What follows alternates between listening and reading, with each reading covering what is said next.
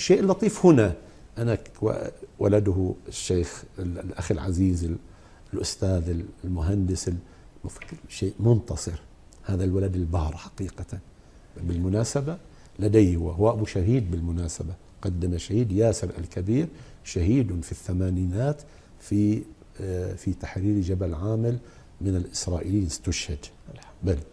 فأبو ياسر هو الشهيد في الحقيقة. وله الشيخ مجاهد الذي كان طالبا في حوزة آل قم المقدسة في حوزة الإمام شرف الدين، وبحادث سيارة توفي رحل عن دار الدنيا. شاهدي الشيخ منتصر ولد بار بوالده، بحيث أنا حينما أراه مع والده لا تتصور أنه شاب ويمتلك وخريج جامعات أوروبية وكذا، يتعامل مع والده كأنه خادم يتعامل مع سيده في الصغيرة والكبيرة.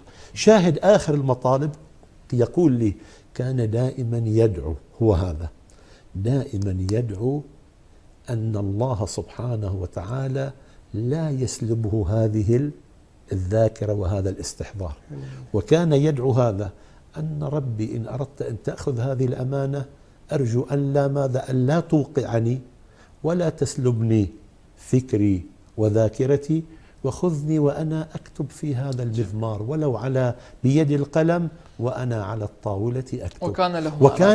وكان هذا الذي أراد حصل. ليلة أمس الأخ ياسر منتصر يقول الكتب، جبت له الكتاب الفلاني وجدانيات، يقول لي رتبه ونظمه يعيده خطاب مع الله سبحانه وتعالى ومع النبي وأهل البيت عليهم السلام. هو كيف الإنسان يخاطب، هذا أعاد ترتيبه تنظيمه وأراد أن يطبع من جديد مع إعادة نظر. قال أنا واضع الله على الطاولة وعلى أساس الشيخ لمساته الأخيرة وأخرجه للمطبعة. وكان الرحيل وختم يقول أراد أن يتوضأ، أنا قلت له هذه عناية خاصة. نعم. الساعة الثانية في الليل أمس. نعم. قال لولده أريد أن أدخل المغاسل لأجدد وضوئي، يقول دخل وتوضأ وعاد إلى الغرفة وسقط ومات متطهر. ومات متطهر. هذه كتب عناية، هذا جدا مهم. هذا مهم كما ورد عند في النصوص. نعم. أن يرحل مات شهيدا أن يرحل متوضئا وهو على وضوء. أحسنتم. وهذه إشارات مهمة جدا على أنه خاتمته بهذا الشكل وبهذه الكيفية. حسن العاقبة هذه، ونسأل الله أن يحشر مع محمد اللهم إن شاء الله، وأن تكون هذه الأعمال التي ظهرت منه. سمع سيد، مسك الختام يكون مع جنابكم الكريم والدعاء وقراءة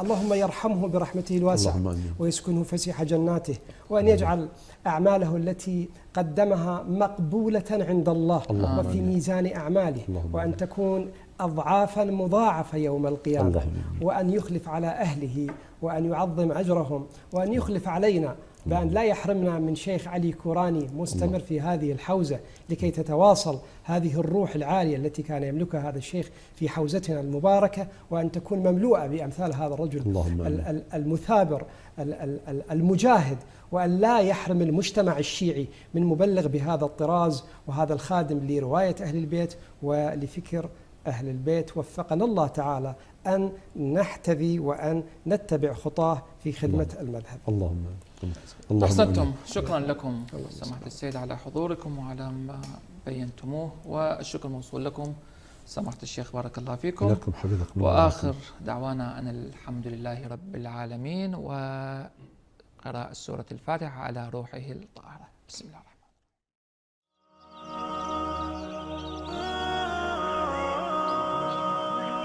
قناة الدعاء، معراجك نحو الكمال.